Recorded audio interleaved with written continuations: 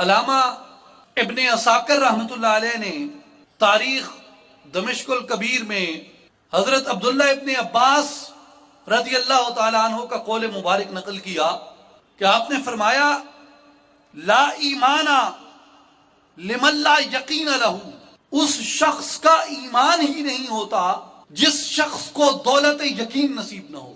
اس شخص کا ایمان ہی نہیں ہوتا، یا اسے آپ رعایتی ترجمہ یوں کر لیجئے کہ اس شخص کا ایمان ہی کامل نہیں ہوتا جس کا یقین نہ ہو.